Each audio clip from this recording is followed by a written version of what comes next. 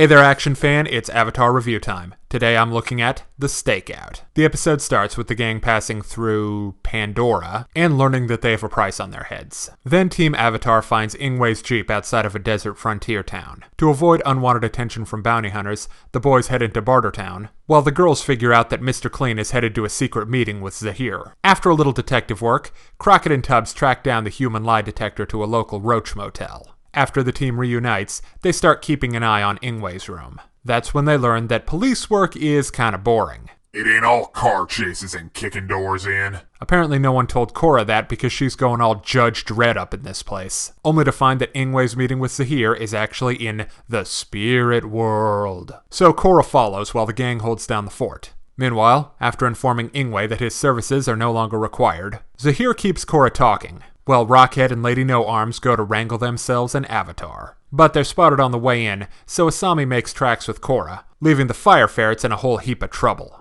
with two superpowered benders to deal with. Back in the spirit world, Zahir is engaging in an epic exposition dump, and explaining how he wants to topple governments and destroy the old world to build a new one on its ashes. Some men just want to watch the world burn. And the episode ends with Mako and Bolin in the hands of the Red Lotus, and Korra and Asami being captured by Rita Repulsa. This episode was interesting. The heart of the episode was Zahir's first meeting with Korra and his big exposition dump. There are a couple of big revelations, like the existence of the Red Lotus, which was apparently an offshoot of the White Lotus after the 100 Years' War. Another big reveal is the fact that Unalaq was a member of the Red Lotus, before stabbing Zahir in the back and leaving him to rot. Like the mad monks in it better.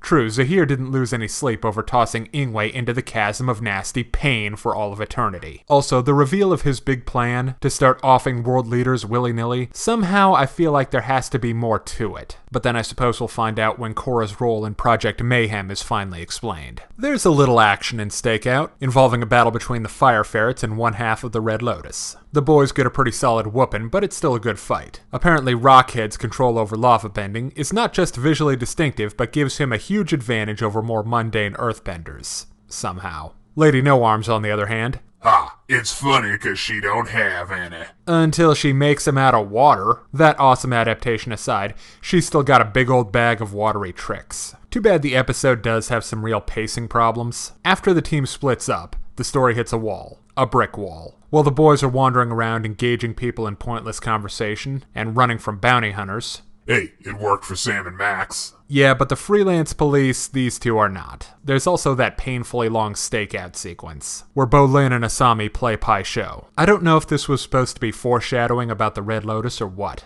It might have been a device to illustrate the passage of time.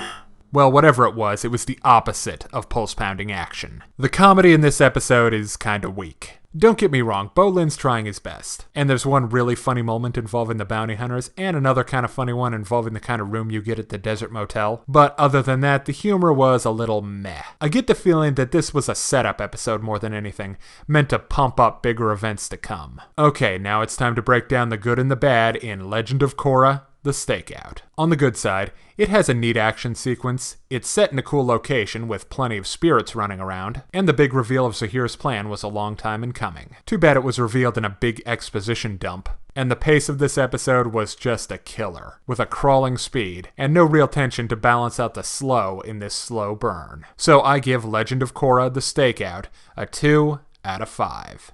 If you're interested in more reviews of anime, movies, TV shows, video games, or comic books, check out my channel on YouTube at StupidPrivate913, or find me on Facebook for video updates and more. Thanks for watching.